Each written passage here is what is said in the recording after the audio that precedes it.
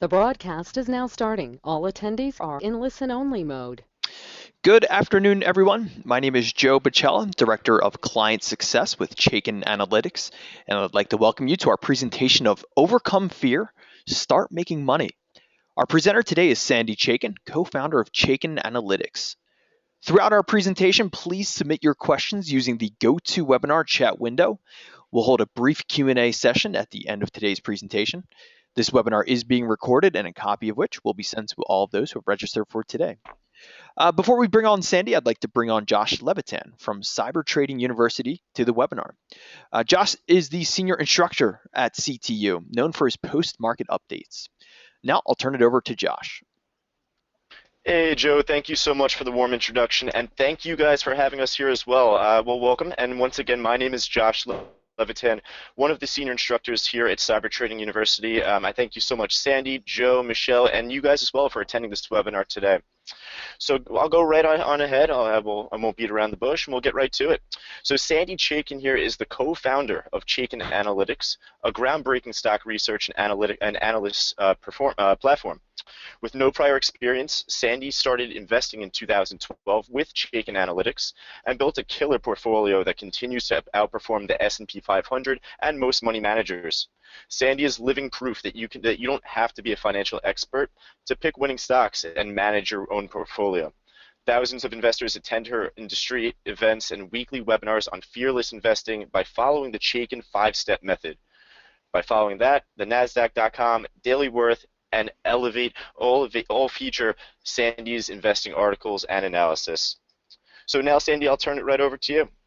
Well, Josh, thank you so much, and Joe, thank you as well, and welcome to all those from Cyber Trading University and also from the Chaikin community.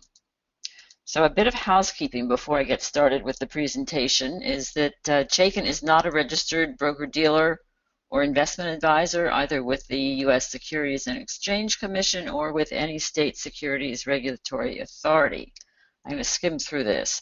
The information presented is generic in nature and is not to be construed as an endorsement, recommendation, or investment advice, but solely as information requiring further research as to suitability, accuracy, and appropriateness. User bears sole responsibility for their own investment research and decisions. Okay, great. Now that I've gotten that out of the way, I always I like to start the presentation by framing the conversation with the problem at hand. And today what's happening is that there are a lot of investors running for the exits. Now, Dalbert is a research firm out of Boston, and they say when investors run for the exits and when the market drops, it actually costs investors 4% a year. So think of that in context of this too. This is also some research from First Trust Portfolios, our partner in unit investment trusts. They say volatility is not a recent phenomenon, that each year you can expect the market to experience significant correction, which has averaged 14% a year for the last 30 years. And those who stay the course were rewarded more often than not. So keep that in the balance as we go through this, that what we're seeing today with all this volatility is really not to be feared. It's a normal course of stock market reaction and action. So you don't have to panic, in other words, that there are ways we can tame this volatility, and the 5 steps that I'm going to walk you through today actually do exactly that. The other argument is that if you go to cash, you've got to be right twice. I know a lot of people are nervous about the market and they say, oh, you know, I'm in cash, or I've put a good portion of my portfolio in cash. Well, you've got to time it when to sell, to get out, and then you've got to time it again when to get back in.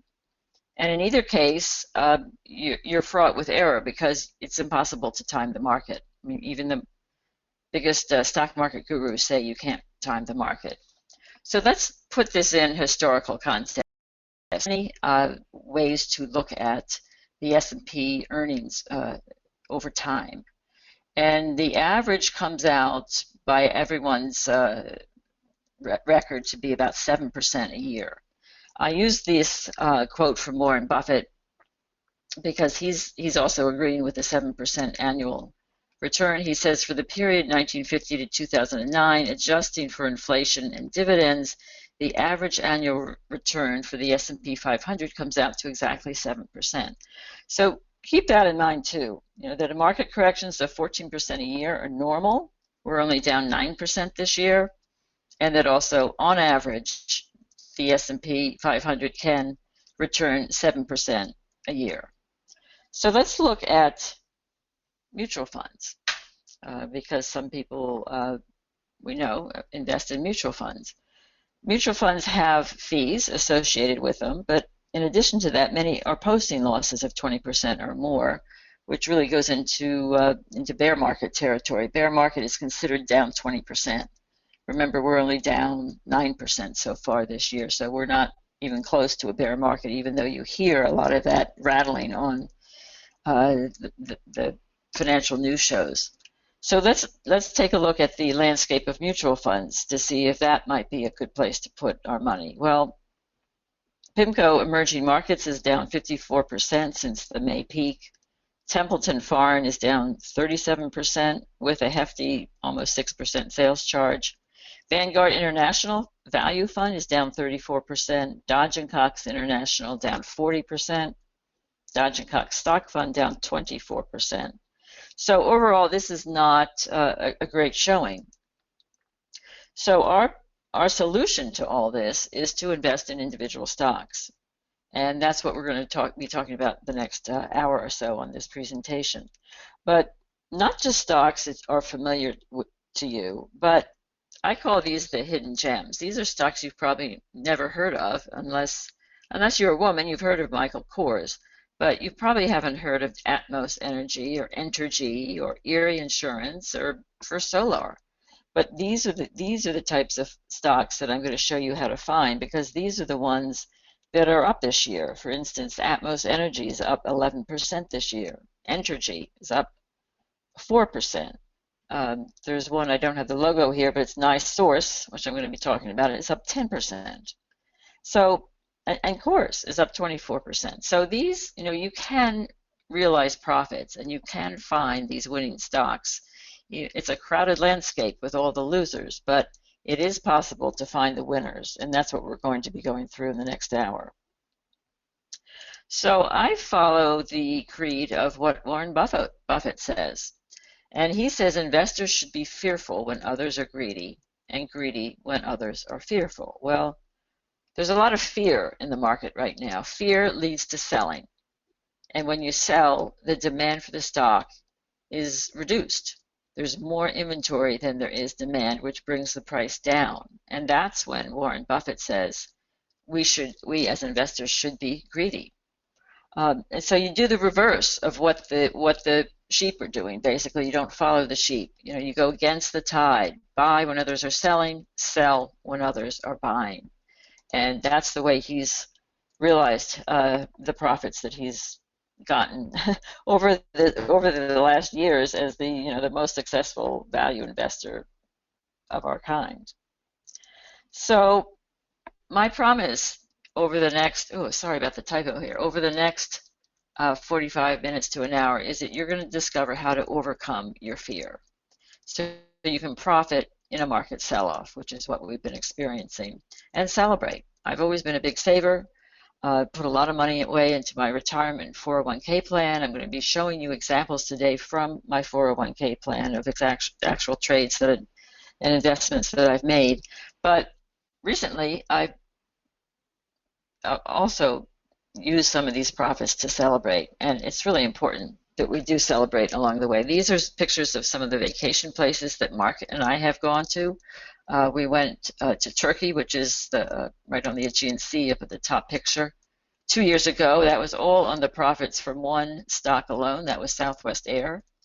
And in the bottom right, you see Vail, which is where we went last year for International Dance Festival. And this spring, we're planning to go to Italy. So think about where you want to spend your profits and how you want to celebrate, because that's the goal we got to keep in mind, and the carrot we've got to hold out to ourselves. Now, why should you listen to Sandy Chaikin? Well, I beat 4 out of the 5 pros, and the S&P 500 since I started investing as a novice in 2012. And I found the two best growth stocks in 2014, Skyworks, which was up 156%, and Southwest Air, which was up 126%. And as I said, on that one stock alone, Southwest Air, we went to Turkey for over 2 weeks and had money left over. Last year, I found winners such as American Woodmark, which was up 98%, Walker Dunlop up 64%, and Activision up 94%. So winners are possible to find, and I do this spending 15 minutes a day. I work full-time in the business. I'm on the marketing side of the business. And like most of you, I don't have all day to watch the tape and watch the financial news shows. So it's important to have a methodology that I can do efficiently, and I do this in 15 minutes a day, and I'll show you how I do this. But before we get started, let me just backtrack a little bit about how I got started in investing. Back in the 70s and 80s, I worked for Elizabeth Arden and L'Oreal, and then the Franklin Mint. And in all cases, I had a 401k plan where I could contribute up to 6%, and the company would match that. Now, the mutual funds were offered at the time, fortunately in Fidelity and Legg Mason, and these turned out to be really good mutual funds at the time. I invested in the Fidelity Magellan Fund, which was up big time, and the Legg Mason by Bill Miller's Value Trust Fund also was very successful. But my portfolio got to the point as my career grew and got busier and busier where I felt I wasn't confident managing this myself. I really didn't feel comfortable about the stock market. I felt it was far too complicated for me to understand, and that I should get a professional to manage it for me. So on the advice of a friend, I did hire a professional money manager, and the first thing he did was sell the funds that I was in and put me in about 8 or 10 mutual funds of his choice. Well, then we all know what happened in 2008. I'm sure I don't have to remind you, but all hell broke loose in the stock market, and I recall I can remember exactly where I was on these days when I would call my broker saying, "Don't you think we should sell? You know, everything is going down." And I mean, I did this early September before we've seen anywhere close to the bottom. And he said, "No, it's all going to come back. Just, sit tight. It'll be fine." So because I lacked the confidence, I just went along with this. I didn't have the confidence to override his decision until I lost 40%. And when I got to losing 40%, I really couldn't deal with the pain anymore. So I just took it out of his care and put it into, I opened up an account at Vanguard and put it in an S&P 500 mutual fund. Figure I'm just going to park it here until I figure out what to do. So I was distressed, to say the least. Can any of you associate yourselves with having this type of a total feeling of despair? Because I really thought I was doing everything right all my life. I had been kind of living life by the books. If you have a legal problem, you go to a lawyer. If you've got a plumbing problem, you call in a plumber. I mean, it was perfectly logical to feel that the right decision when I had a financial concern was to go to a professional and have that managed professionally. So I was totally disillusioned. And if you all can just put into your chat box if you can identify with this feeling. Let me just read the chats as you're going. Chris, I am not seeing these chats, so maybe you can come in and just help me here because it's not showing the answers. So I suspect many of you said you had a concern as well.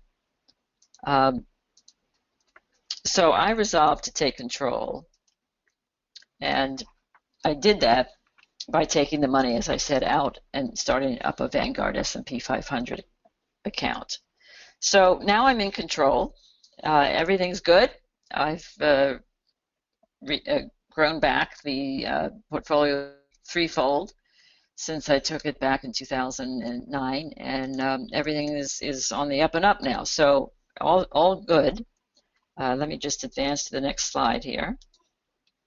So if you would just type in the challenges that you're facing, what are the roadblocks you're facing today? You know, what's holding you back from investing in the market and investing in stocks specifically? You know, are you feeling fearful? You know, uncertainty. Those of you that are in cash, are you wondering when to get back in? You know, if you could just put your replies there into the chat window, that would be great.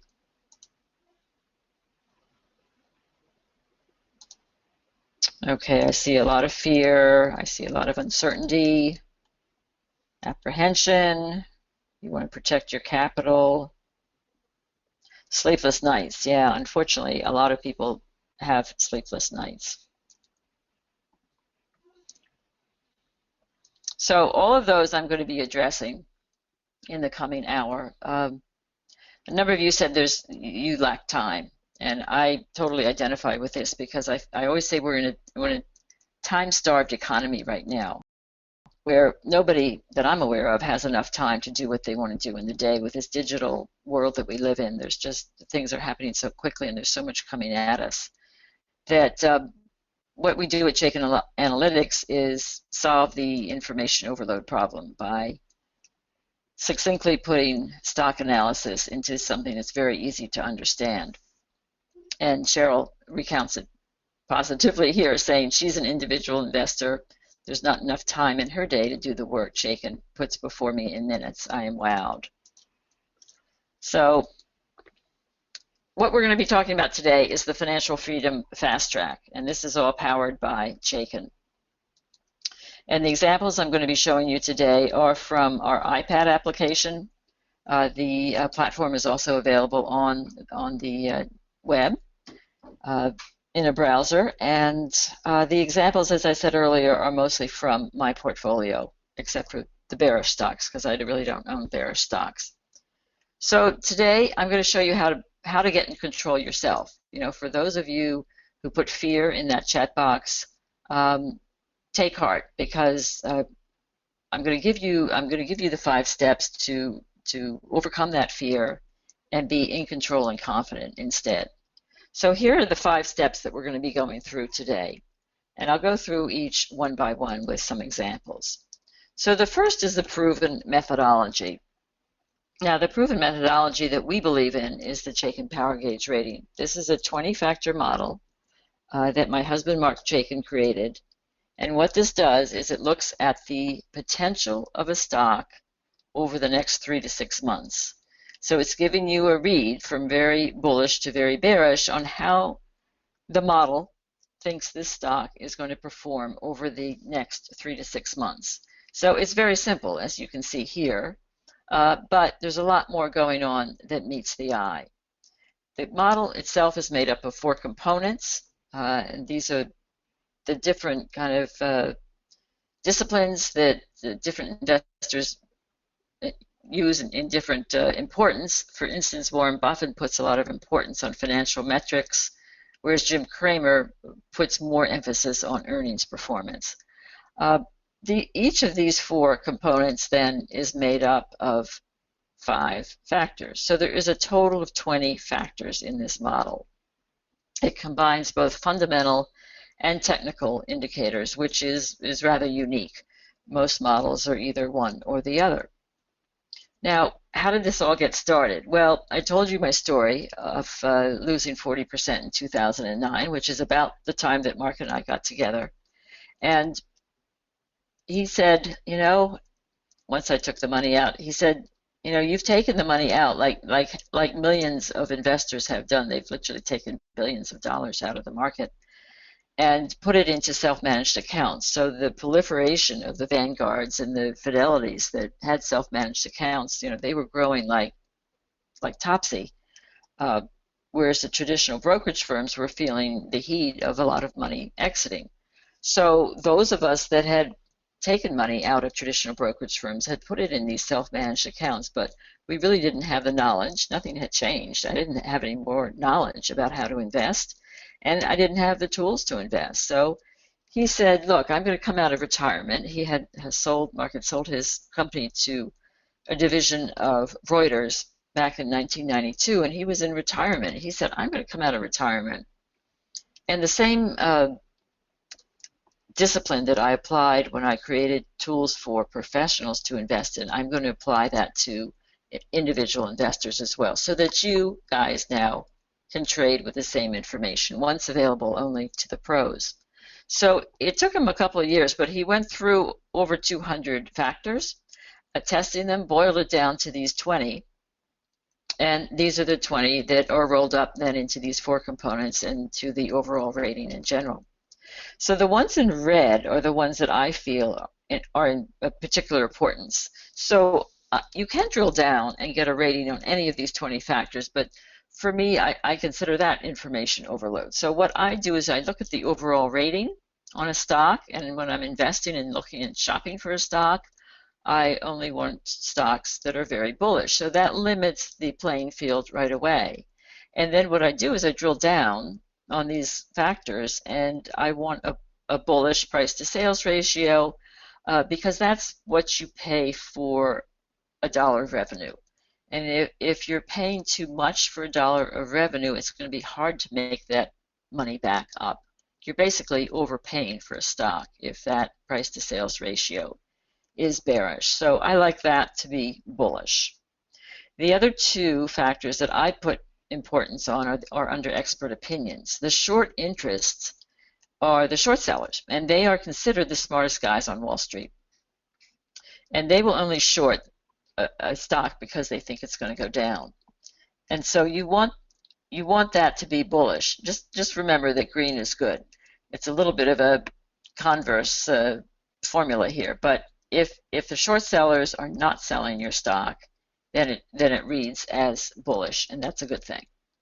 Insider activity, I also want to be bullish. The insiders know what's going on with the company. They work there. They know the management. They see the inside dealings. And this measures inside buying, not selling. Insiders could sell for a lot of different reasons. They need tuition for college. They need a down payment on a house. Number of reasons could be the catalyst for them to sell, but they'll only buy for one reason, and that is because they think the stock's going to go up.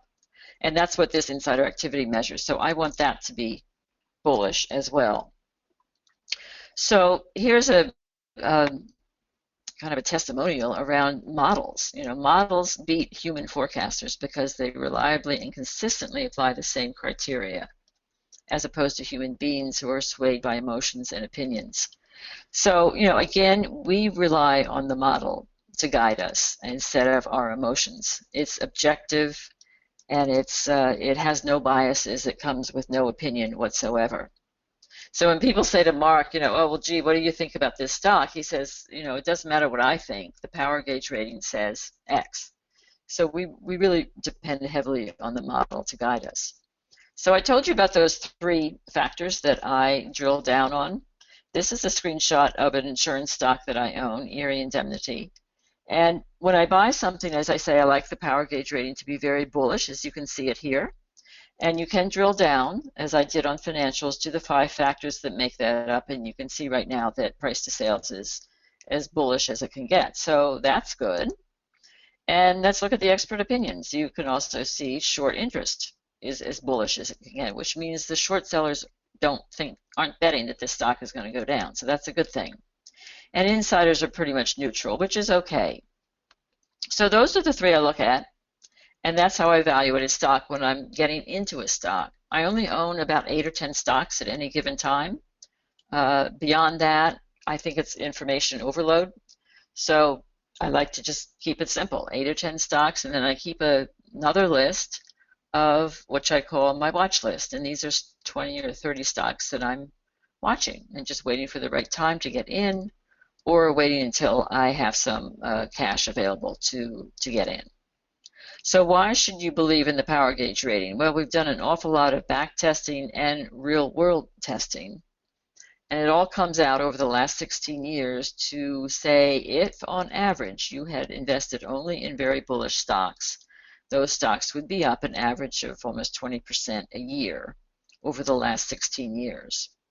The neutral ones would be 6%, and that ties pretty closely with, Warren Buffett's 7% average return for the S&P. And if you invested only in very, very bearish stocks, they would be down about 1% over the year.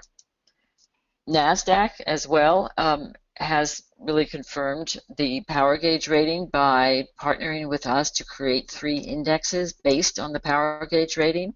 They asked us to take their 3 indexes, large cap, small cap, and dividend achievers, overlay the power gauge, filter out any neutral and bearish stocks, and then create the index only with those bullish power gauge rated stocks, which we did. Now this is rebalanced once a year in May 1st, or April 1st. And as you can see from the last, it's almost 2 years of performance, we have been outperforming the benchmark big time. So seeing that, First Trust came to us and said, gee, we like the results from these NASDAQ indexes.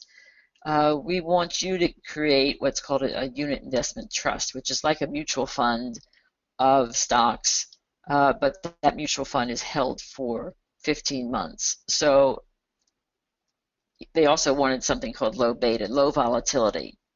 They didn't want these stocks to be up, down, up, down, up, down.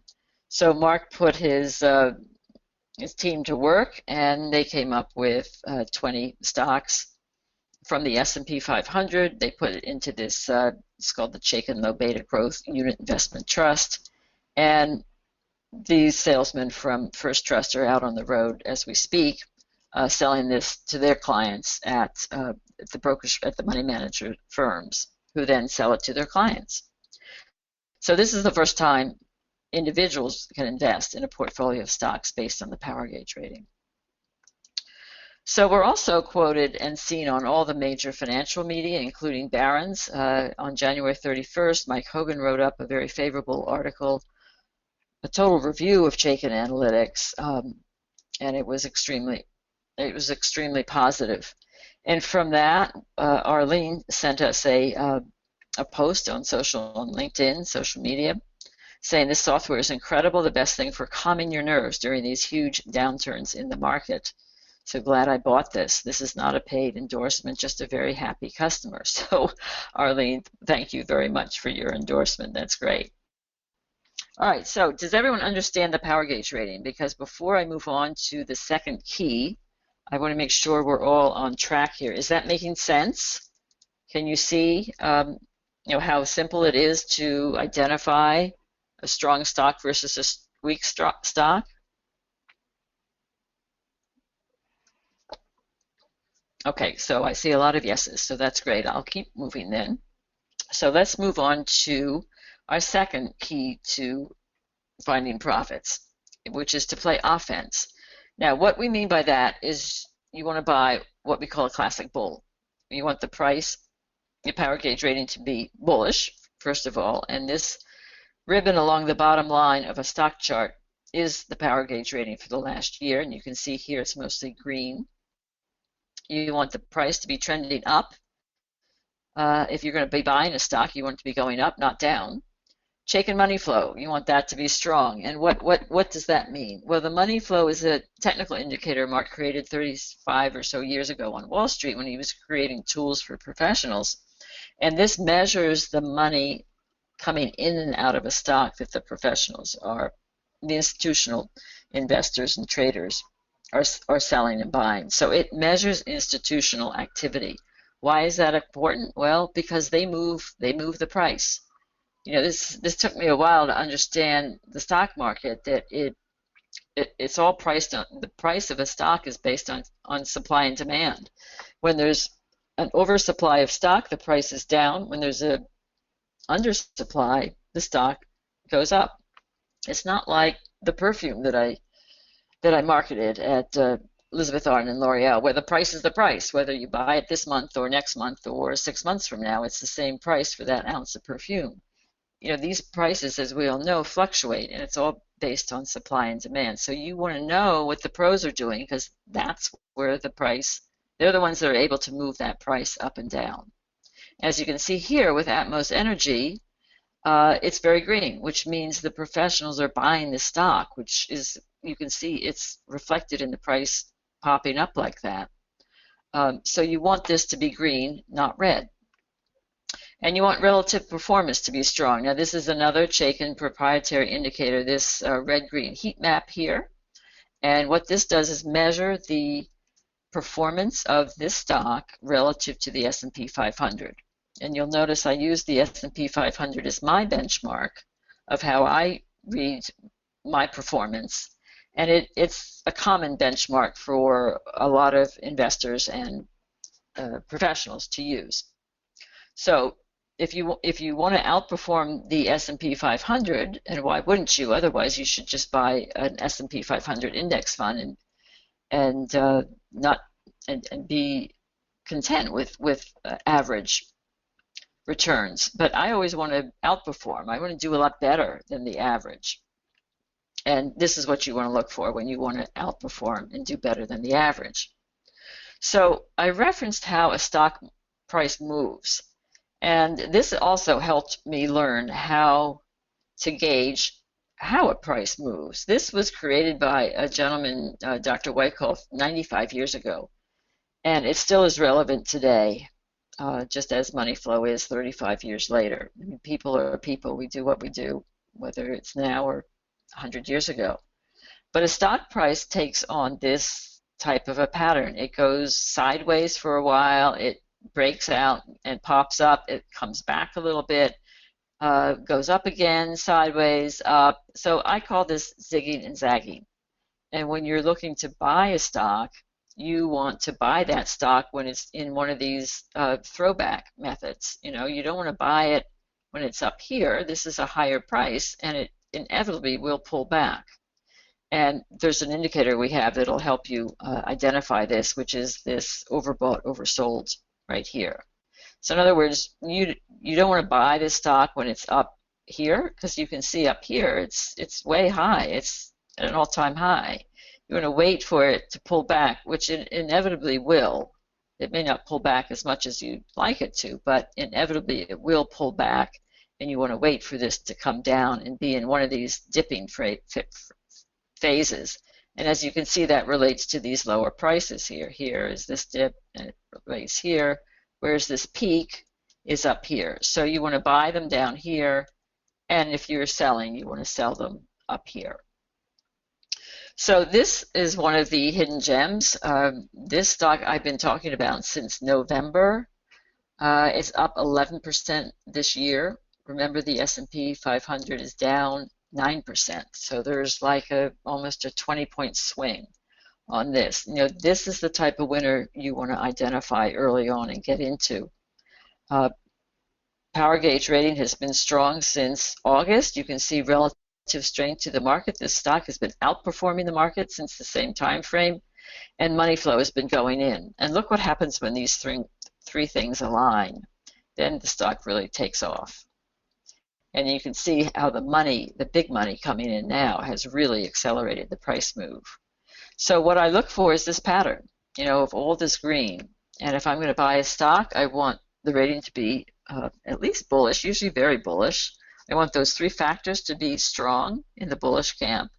And I also want money flow and relative strength to be strong. And then I want the price to be dipping down on this oversold indicator right here. First Solar is a stock that I bought back in August. And this was on Motley Fool's top 10 stocks of 2015. Even though it is down 7% this year, I'm not deterred. And why is that? Well, look at the chart. Look at all the green. You know, it has a strong power gauge rating, strong relative strength, and strong money flow. And this here is a buy signal. We have 6 pairs of buy-sell signals that trigger when certain criteria are met. And as you can see, that the oversold buy signal has triggered today on First Solar because it has really pulled back. And you can see by this oversold indicator here, this has pulled back. So if I were to add to my position, this would be a great time to do it. And I'm not shy about doing that. When I see a really strong stock and I have confidence in it, like I did with, say, Southwest Air and Skyworks back in 2014, I'll buy double positions. So typically, as I said, I have 8 to 10 stocks, and I invest the same amount of money in each stock. So I'm starting out on par at the same level with each stock that I own. And then in a case like this, I could very well end up adding to my position and adding a second position in First Solar. So everything is strong here. Now, this is where I first bought it back in August. And then I kept it on my watch list because I wanted to buy more. And I waited for a buy signal. I was watching it for a couple of months, and it spiked way up here to 72, and I waited for it to pull back like they inevitably do. I got an oversold buy signal, which is this little green triangle here, and I bought this on this dip at 59. You know, the stock then went up to about 68, 69, and it's pulled back today to 62. So it's an ideal buying opportunity. So even though it's down 7%, I have the conviction to not only stick with my trade and hold it, but I'm also inclined to add to it. Another point is that Goldman Sachs came out with a target of 100 for this stock. It's now at 62. And just a few weeks ago, Barclays raised their target from 71 to 90. So this has a lot of potential. Now you could compare this to some of its competitors in the solar ecosystem. Solar City is down 66% year to date. Sun Edison is down 72% year to date. This is the winner in the category. You know, this is the gold in a sea of red. I use American Woodmark, which I bought last year and sold last year, because it goes through the whole process of buying and selling, how to know when to buy and when to sell. So let's go back to 2015, and I bought this stock after keeping it on my watch list. Again, I waited for a buy signal, and I got an oversold buy signal right here, which was last April at 54. So I bought it. As you can see, it went sideways, it went up, it went sideways, it went up. And then they reported earnings. And what I love to do with bullish stocks is, and this was very bullish when I bought it, and it was in a strong industry group, which I'm going to show you how I knew to buy it as well. But I love to hold stocks as they go through earnings, because what typically happens with very strong stocks, and you can see everything was strong here when they reported earnings in August. Strong power gauge rating, strong relative strength, strong money flow, is that they tend to exceed their analyst estimates, and they tend to spike up anywhere 5, 10, 15%. And that's exactly what happened. So I sold it right after they reported their earnings at 67. So I took a nice 25% profit in the 3 months. It came to about $3,800. But then I thought, oh, I really don't want to be out of this stock. I mean, everything is still really strong with this. So I put it back on my watch list, and again I waited, and I got another oversold buy signal back in early November at 72. So I bought it back, and I knew they were reporting earnings, because we have reports that tell us when our stocks are reporting earnings. So I knew it was reporting earnings. They had exceeded last time and popped up nicely. So I thought, I bet the same thing is going to happen, and that's exactly what happened. So I owned it for a few days. They reported earnings, and it spiked up. It spiked up actually 20% that week to 90. I had bought it at 72. So again, I took a second profit and said, thanks very much.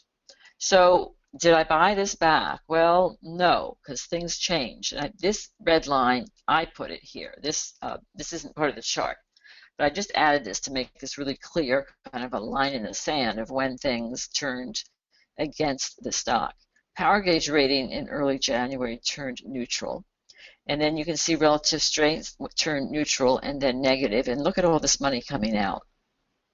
So I was not tempted to buy this stock back, and it's now actually at 60. I sold it at up around 90. So I'm really glad that I don't own this stock anymore. It's no longer an appealing stock. It's not on my watch list. It's down 26% this year, and everything is looking negative. So that's how you can use these charts to identify when to buy as well as when to sell. So is that making sense? You all see this? Hopefully your eyes, by looking at the charts now, are starting to get accustomed to these charts and to start reading them. Okay, great. So it looks like you all are on board with this. So what to avoid? Well, it's equally as important to know what to avoid and when to get out of a stock as it is when to get in. So let's take the Wyckoff example again to look at the way a stock moves down. Again, it's very similar. It goes sideways for a while, but then it breaks down, and then it comes back up a little bit, breaks down again, sideways and down again. And think of that when you're looking at these prices. I mean, you can see how they do this. I call it zigging and zagging. A lot of these popular stocks are ones that you don't want to own. And that's why I say it's so important to know how to find these hidden gems that no one's heard about, because the LinkedIns of the world, the Netflixes, the Amazons, they're talked about every day on the financial news channels, but they're not what you want to be in right now. You know, you're not going to make money. You're going to lose money. LinkedIn is down 55% this year. And look at the chart.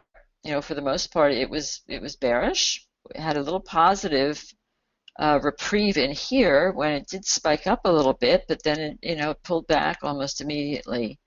And then when the power gauge turned negative in early January, relative strength turned, and you see that there was negative money flow, meaning the institutions were selling, and you get this sell signal, just like those green triangles. We have corresponding red triangles to indicate when to sell.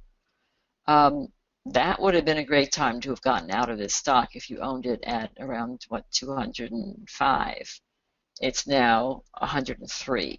So it's dropped over 100 points in the last couple of weeks. They've reported earnings here. But Chaikin subscribers knew to get out of this before the earnings report came out, because they would have had these indicators, and also that sell signal would have certainly convinced an owner of this stock, if they weren't already convinced, to get out. Okay, let's look at another bearish stock, another bearish example. Netflix. Now, this was actually one of the winners in 2015. It was #1 on the Motley Fool's top 10 stocks of 2015. So you can see now it's down 24% year to date. So you can see that the old adage of buy and hold that my broker was recommending doesn't work. You know, you don't want to buy and hold a stock and ride it down 24%. You know, it's now at like 89. It's down 34% from when it peaked in December 7th at 133. You don't want to live through that pain, but you don't have to, because you would have had ample warning to get out of the stock when you see the power gauge turned negative. Relative strength stayed positive right up until mid-January, early January, but money flow was in and out. So when you have these things lining up here like they all did January 19th, I kind of froze it in time here so that you could see that that's when they reported. And they reported January 19th after the close. They closed at about 108. And then they reported, and you would have gotten this sell signal had you been following or owning this stock a little bit before, a couple of days beforehand. So you would have been able to get out with the reading on this chart. And then look what happened. I mean, the stock dropped down like from 110 to 80.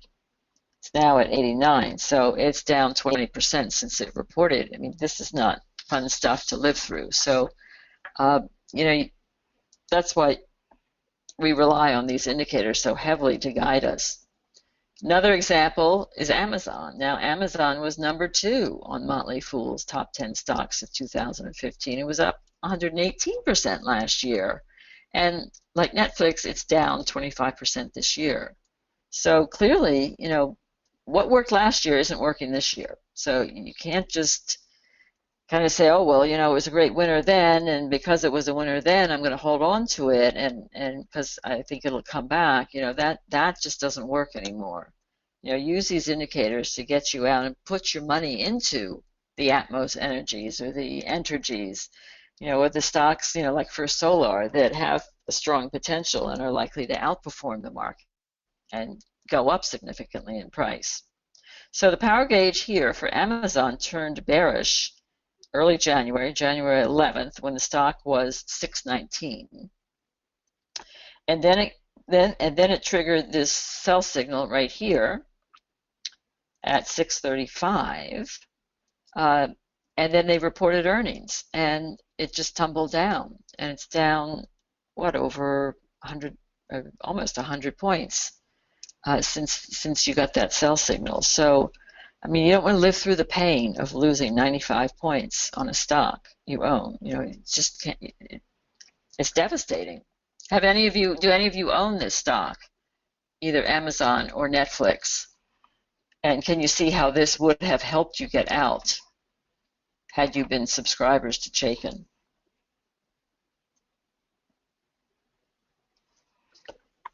Okay, thank you. I see some of you are saying yes. Yes, you do own it, and yes, you do see how you would have known to get out. So let's stop the bleeding and not let that happen again. So Mark features a stock of the week, is what he calls, in his weekly market recap, which he puts out Sunday night to subscribers. And both January 17th and January 23rd, he was talking about Amazon and Netflix, saying with the market likely to attempt to sustain the rally for a few more days, use strength above 610 to buy put options on Amazon. And he also made the same suggestion for Netflix. So once these, and you can see here what happened once they reported, the stock dropped 11% in the aftermarket the night they reported. They reported after the close. So we get a lot of testimonials, and this one is a very recent subscriber who says he's up 17,000 in 2 weeks. You've changed my life. He's up 17,000 just with the options trades on Google, Amazon, and Priceline. It's all from checking the power gauge rating. Chaikin Analytics is a godsend. I've been a subscriber for not even 2 weeks. You've changed my life. So think about how this can change your life as well. So a lot of people say, well, how do you know when to sell? Well, I have certain criteria, and I'll show this to you on the next slide of Apple and on another example as well. But when the power gauge turns neutral, that in itself is not enough to merit a sell. But if another indicator like money flow or relative strength turns negative, then I start really looking carefully and saying, gee, maybe I should consider selling this stock.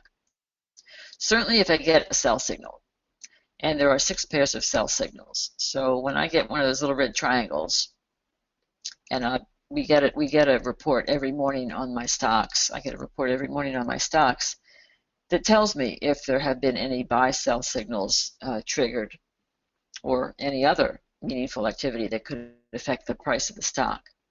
Then if the price drops below that orange line, that's a proprietary long-term trend line.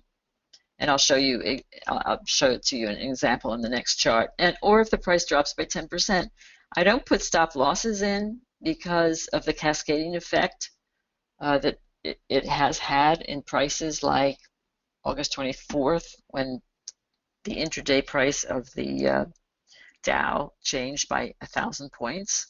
It kept going. As it kept going lower, it was triggering more and more stop losses that were automated by these ETFs that own these stocks, and it just kept tumbling the price down, down, down. So I don't like to rely on an automatic thing, but I do monitor, and since I only have 8 or 10 stocks, I have a pretty good idea of what I paid for each of my stocks.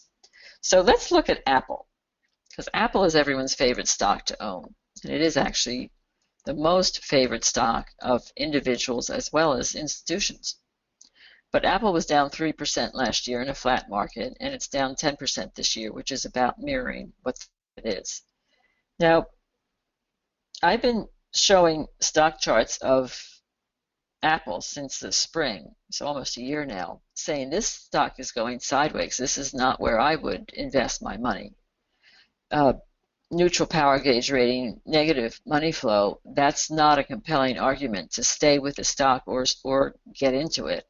But certainly if I had owned this, and then here's the relative strength that turned negative back in July at 128, that would have propelled me to say, oh boy, maybe I should really get out of this stock now. And certainly getting this sell signal on the same day would have sent a message to me saying, sell. And that would have been at 124. Well, the stock is now at 97. It closed tonight at 97. It was up a little bit today. There's a lot of chatter on the news about Apple raising cash, and that's not meaningful. What's meaningful is what this chart is telling you, is that subsequent to July 28th, there were additional relative strength breakdown sell signals, and you can see what happened. The stock itself did break down. Right now, it's gone through a big patch of negative money flow. It's a little bit positive now, but very negative relative strength and still a neutral power gauge rating. So this is not a stock that I would want to own. And that's the analysis that I would go through when I'm evaluating when to buy and sell. Now, Kinder Morgan is a good example of knowing when to sell as well. And I added this perpendicular red line. This isn't part of the chart. But it just shows you where the stock goes through what we call a personality change, where it goes from pretty positive in the green to yellow to red. And when that happens, we call it a personality change. So this stock went through a personality change at around 42 up here in May. Now, Mark and I went out to San Antonio with the Option Monster Invest Like a Monster conference, where I was invited to speak. And we had a booth there as well. And during our time at the booth, there was a gentleman that came up to us and said, show me the power gauge rating and what Sandy's been talking about in her presentation. So Mark pulled up Kinder Morgan, and here's a sell signal on it. This is the date that we were there in San Antonio, October 9th, and there was a sell signal that triggered, and it was at 33. The stock was at 33, but look at this chart. Now, is this making sense to you that this is not a stock you would want to own? I mean, if it does, if you'll just put yes in your chat box. Very negative power gauge rating, negative relative strength, and negative money flow for the most part, with one little ray of hope here for a couple of weeks before going negative again, and a sell signal. So would any one of you who were at that conference in San Antonio on October 9th say, hey, this is a great stock, I own it and I'm going to keep it? Well, by now I think most of you would say, no, you don't want to own this stock. But the gentleman that Mark was talking to said, well, I own this stock, and I've done a lot of research, and it's all going to come back. I've done a lot of research on this stock. And Mark said, well, gee, everything in our system is looking at a very poor outlook for this stock. And he said, oh, no, I've done a lot of research on the stock, and they've got a great dividend. They had a 13% dividend at the time. And it's all going to be fine. And Mark said, well, what would you do if they cut their dividend? Oh, they're not going to cut their dividend. I've done all my research. The dividend's at 13%. They're not going to cut it. Well, they did cut it. I mean, you can see the yield here. This is the dividend is now 3%. They cut it in 2016.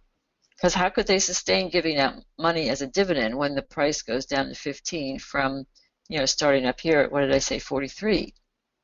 So, that Mark, to his credit, said, well, the Chaikin analytics is really not for you, because if you're not willing to honor it and go by it, it can't help you.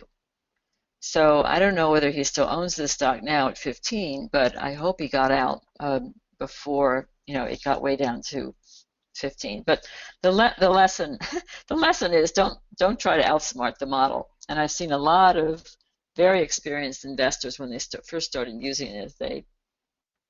They look at it with great skepticism and caution and think that they're a lot smarter than the model. But going back to that testimonial from O'Shaughnessy, who says that models, aren't unbiased. They're not emotional. We as individuals, as human beings, we're emotional, so we're always adding bias. Unbeknownst to us, we add bias to the judgments and the decisions that we make. So, that's why it's so critical to go with an objective view, and that's the power gauge rating, and that's what you see here on the charts with the additional indicators. So I recounted this story just 2 weeks ago on a presentation that I was making with John and Jarian to the Option Monster and Chaikin communities. And Brian typed in this testimony. He said, I was at your booth in San Antonio, and I asked you to put up FTNT. Software said sell, but I was a firm believer that it was going up and bought calls. Had I listened, I could have saved $18,000.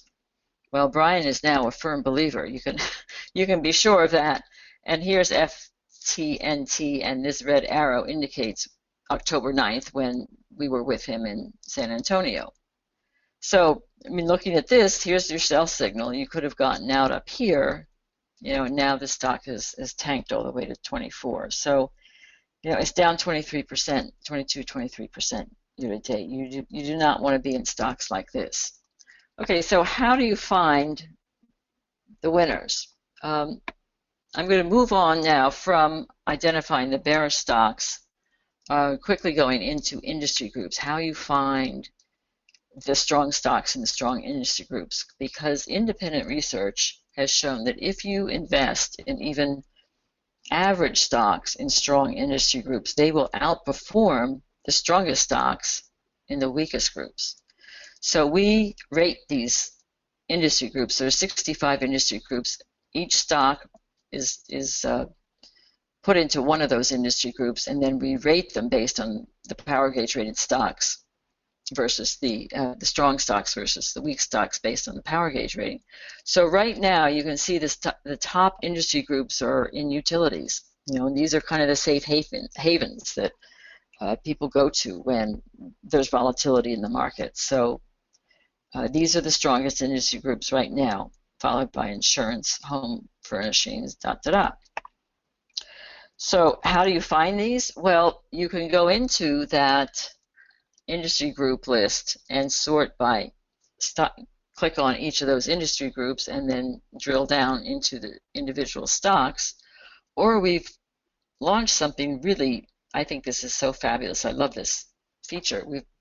We call it a stock screener. It's not very sexy looking, but boy, in seconds, you can find the strongest stocks in the strongest industry groups by doing what I did here. So this is a screenshot from my workstation on the browser. And I start with going into stocks that have a very bullish power gauge rating. These are the three factors that I like to be strong, and money flow and relative strength I like to be strong. And you can see it's gotten to 13 stocks. Now, that was a couple of weeks ago. Yeah, that was the end of December. I did that screen. I'm highlighting NI and NJR because they've stayed on this list since earlier in December, actually, than December 29th. And this is the screener that I just ran today, looking at strong industry groups, bullish, the three factors, and money flow and relative strength being strong.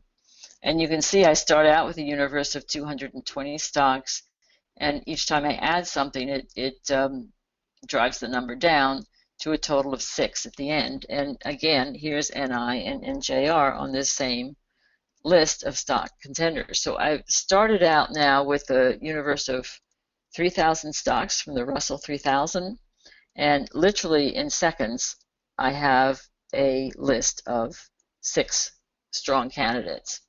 Then I can flip through these. I put this into my workstation, and I can flip through them and look at the stock chart of each of those 7 stocks. So that's, I just pulled out these 2 examples. NiSource, this again, it's in this utility, which we identified as one of the strongest industry groups. And this stock is up 10% this year. And this is a great chart. So you're in a market that's down 9% year to date, yet this stock is outperforming the market. It's up 10%. I mean, who wouldn't want to be in this stock? And look at your sell signal, buy signals that triggered relative strengths. This is outperforming the market big time and triggering these way down here at 19, and it's now up at 21. New Jersey Resources is another stock that's on that list. Now this has pulled back. As you can see, it's pulled back here. It's now in an oversold condition, and it actually triggered an oversold buy signal today. This is on my watch list. So I'm going to be buying this stock tomorrow because, as you can see, it's pulled back. It's in this oversold dip right here, but look, everything is strong. So this is, to me, like made to order, for me to buy, and it met all my criteria. So that's how easy it is to screen for stocks and find the winners. And then you put them on your watch list, and I watch them, and then when the right time comes, when I've got money or when it's pulled back to a level I'm comfortable getting in at, then I pull the trigger and buy. But that's how easy it is. So this is another happy Chaikin subscriber who says that the analytics is really incredible. It started great, but with the options and the screener additions, I feel it's absolutely the best product on the market. We have added an options capability. We overlay options play at no additional cost on Chaikin Analytics. And Joe gives webinars twice a week to our subscribers on how to use options play and Chaikin to identify winning trades. And Mark also gave a webinar last night with Tony Zhang, who founded Options Play, on how to use Options Play in Chaikin. That is available up on our website as a video under recent webinars. You can go to chaikinanalytics.com and get that video and watch it if you're interested in trading options. And when you subscribe, Joe will be in these twice a week webinars that he gives on how to use options. So options are very popular right now. I'm going to quickly go through, because I see we're now at 5:30. I'm going to quickly run through the buy-sell signals. I'm not really going to dwell on them because I've been pointing them out along the way. But if you ask how do I find those, well, we have what we call an alerts overview, which is this little bell here. I click on this on any list. This is on my watch list. And it'll immediately tell me what signals have triggered or other important things like power gauge that have changed from, say, neutral to bullish, or if something has triggered an earnings surprise, if it's an earnings surprise that beats the analyst estimates, or on the reverse side. So I've highlighted these 2 stocks for solar and New Jersey Resources because I talked about them today on the webinar, and these both have triggered oversold buy signals today. So these are great entry points for these 2 strong stocks, and that's how I could easily know. And I do this every morning on my stock list. I overlay this alerts view, and I also overlay it on my watch list to see if there's any signals like this that I should be tuned into. So let me recap the 5 keys to success. The power gauge rating is the methodology that we believe in. Playing offense means you find that classic bull with that bullish setup. You want to play defense by avoiding those bears in the classic bearish setup. Use industry group strength to put the wind at your back, and let the signals help guide you with timing the ideal entry and exit points.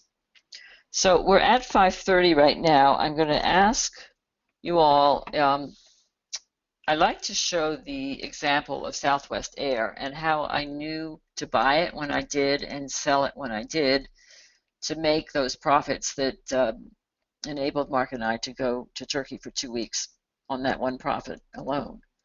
But we are at 5:30, so if you could just kindly type in your chat window go. If you want me to go through this, it'll take a few minutes for me to walk you through the example, but I like to do it because it rolls up all 5 keys and shows you exactly how I used each of those 5 keys to make the decisions that I did.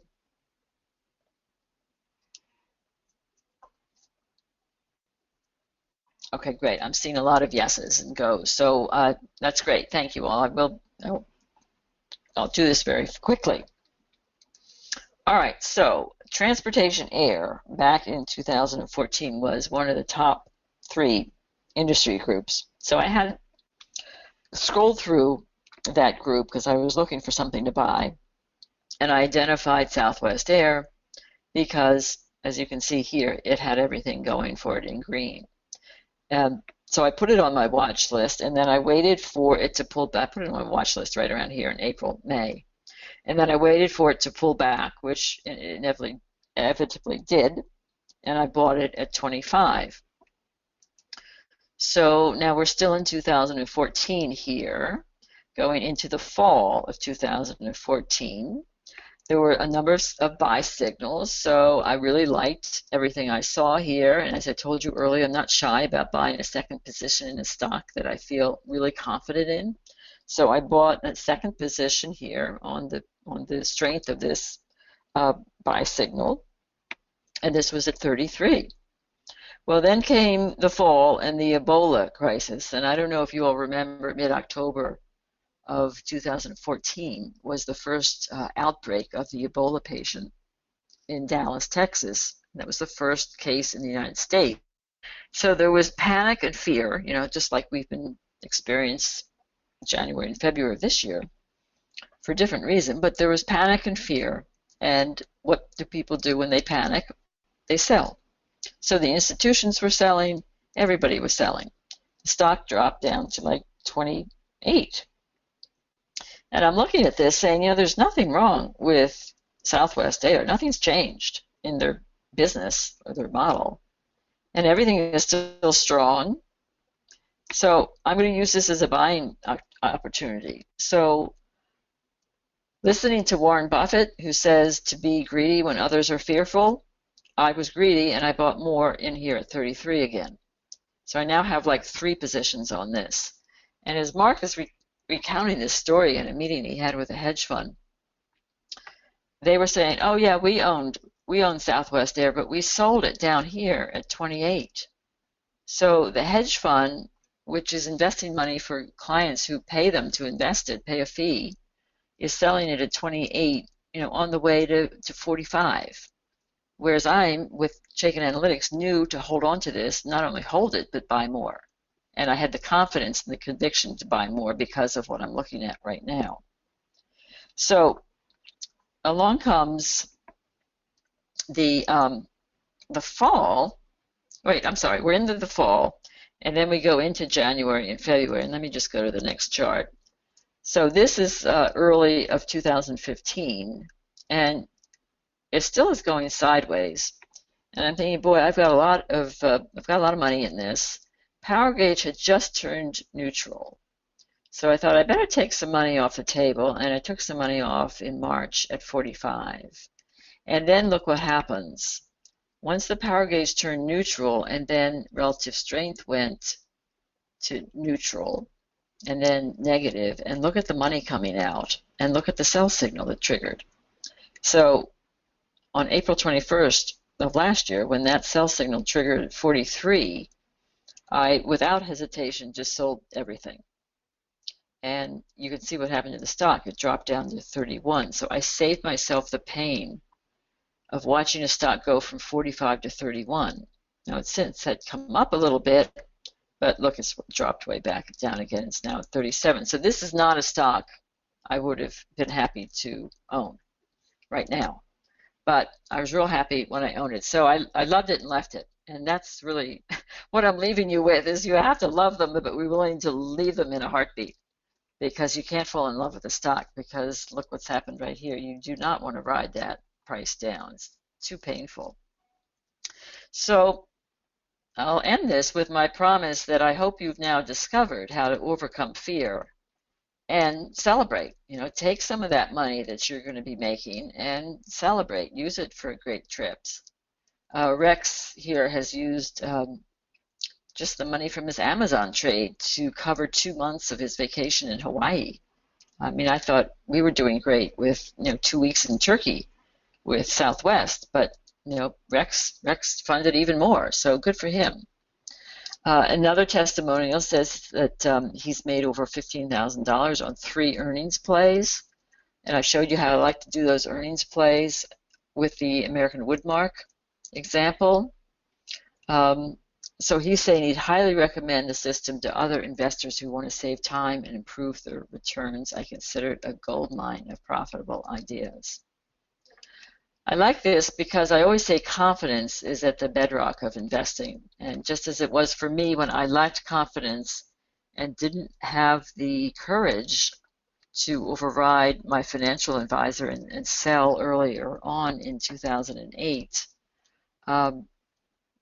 it's really important that I have the confidence now, and it's really changed my life, giving me the confidence not only to invest in the stock market and master something, a discipline that I thought was far too complicated for me to ever learn, but that confidence has really spilled over into other aspects of my life, and it's really priceless.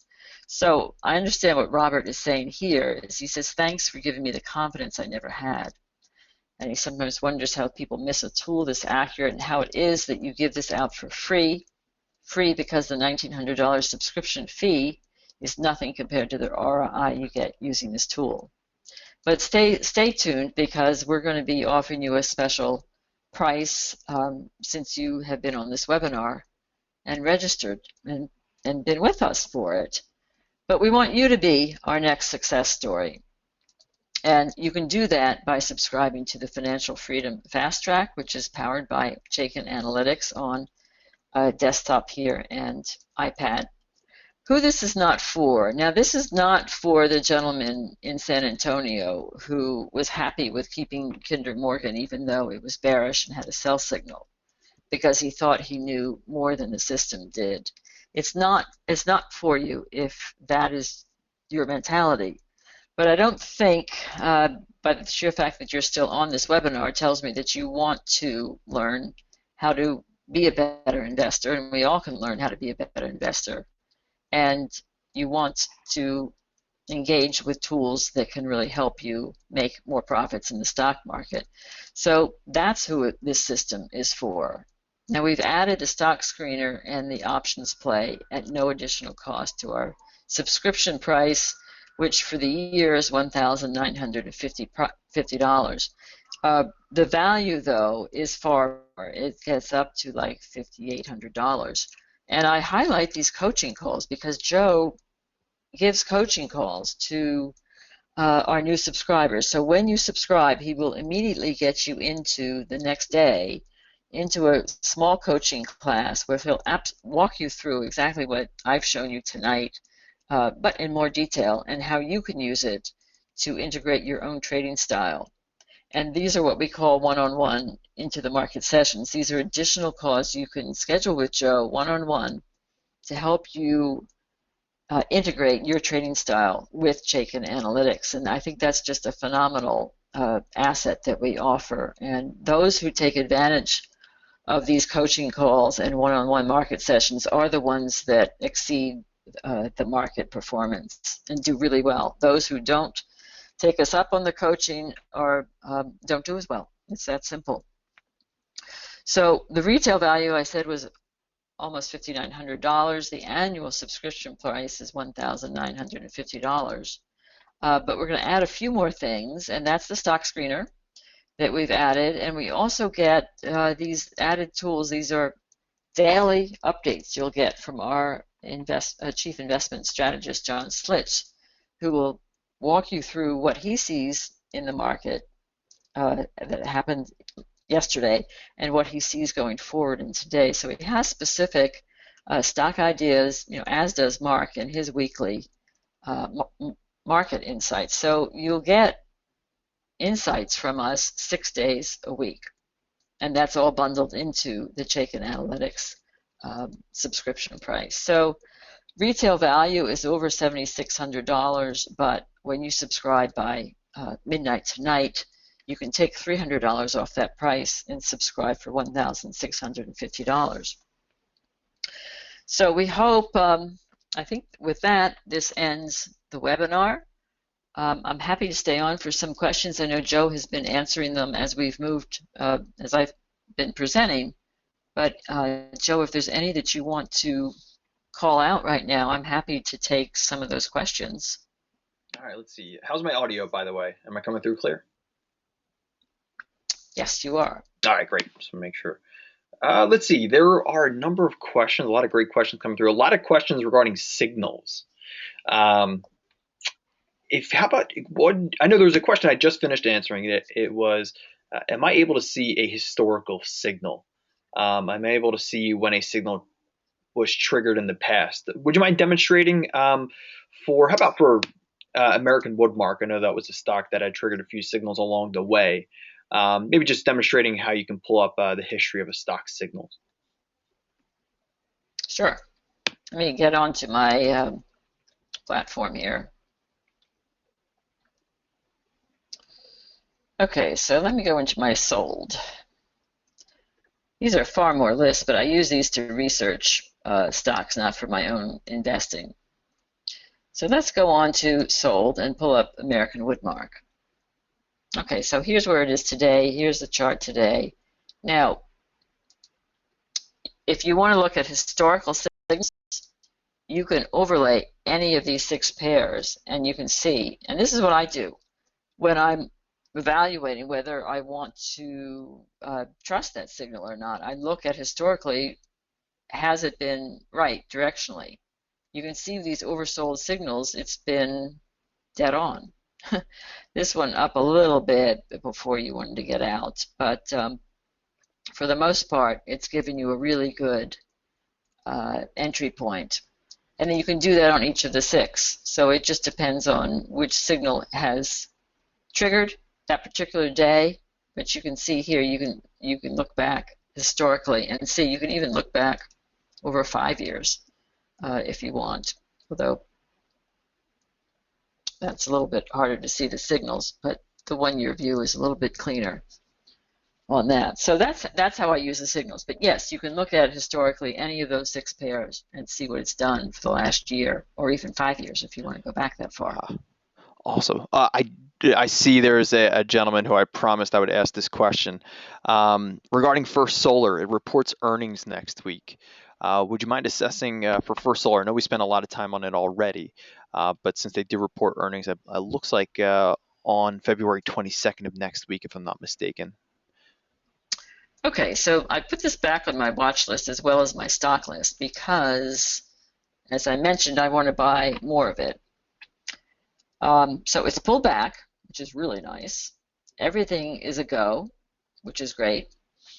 So yes, I'm going to buy more of this before they report because chances are they're going to exceed expectation because of everything you see in green here.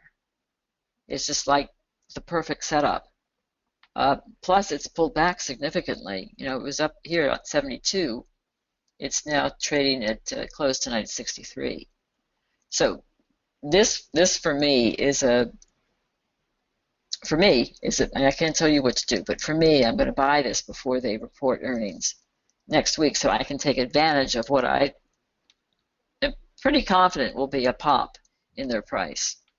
Because once they report, here's what happens. Once they report and they exceed analyst expectations, then the market knows it's broadcast up on CNBCs and the Fox businesses of the world, and everyone goes, oh wow, that's a good stock, I'm going to get into that, and so they buy it, but it's already at a higher price. It's already up in price because there's more demand, because it's more attractive. It exceeded analyst expectations, so therefore more people want to pile into that stock. But the smart money, you and me, are in it before it pops. That's the whole secret, is you got to get into it before it pops.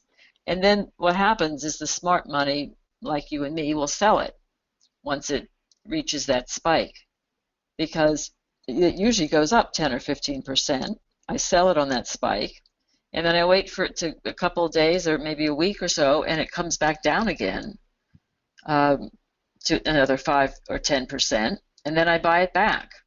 So that's how you can take advantage of these earnings surprises and make some really quick profits, like I did with American Woodmark. I made that $3,800, by just riding that spike and then selling it. And that's what you can do. And we do have tools. Joe will show you in your onboarding sessions how you know when your stocks are reporting earnings.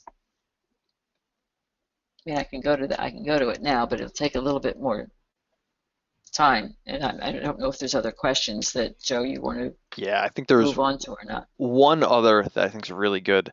I think probably we can end on here. There's a question from Ron who says, who asks, what is the recommended time of day that you look at your investments? You mentioned 15 minutes a day. What time do you recommend, or what time do you evaluate your portfolio at? I look at it in the morning before the 9:30 open. And each night the power gauge ratings are updated, as are the other indicators. So I like to look at it in the morning when everything is refreshed. And then I usually look at it during the day, although I don't scroll through chart by chart, but I look at the overview like you're looking at here. And then I look at it after the close. Once it's closed, I want to see where my stocks have closed. And I do that for my stock list and for this watch list. And then that kind of sets me up for tomorrow of what highlights I want to zero in on tomorrow. But that's how you can do it. I mean, it's that simple. You can make it far more complex. It does, but I think the fact that I can do this and outperform the S&P 500 and most money managers doing this on 15 minutes a day shows, that you don't have to be a stock market guru, like my husband, Mark Chaikin. He has an enormous amount of knowledge, but you don't need to know all that. We don't need to know all that. He's put that in. He's done the work for us and put it in these indicators right here. This is his mind right here you're looking at. So you don't have to have all that knowledge. You just have to look at the indicators, and they do the work and the analysis for us. So I think that might be a good place to stop, Joe. Sure. Awesome. But Joe, thank you. Josh, thank you, and thank you all at Cyber Trading University. I hope you've really had a good time. I love investing and trading. I think it's a lot of fun, and our tools can really help you make money and have fun at the same time. So I hope you've all found this valuable. Welcome to thank you to the Chaikin community, of course, as well, and to our loyal subscribers. So good night and good luck with your trading. Awesome. Well, thank you so much, Sandy. One last reminder before we go ahead and dismiss. As part of your subscription, we do host, Sandy was just talking about evaluating her portfolio before the market opens. We do host sessions at Tuesday and Thursday mornings. They're just for our subscribers, though. So if you do subscribe to Chaikin, if you take advantage of Sandy's offer, every Tuesday and Thursday, we do host a session where we evaluate the overall market and talk about the condition of some individual stocks as well. So just to keep that in mind. All right, with that said, thank you all very much. Thanks for our partners for the webinar this evening. Have a great night, and we'll see you next time.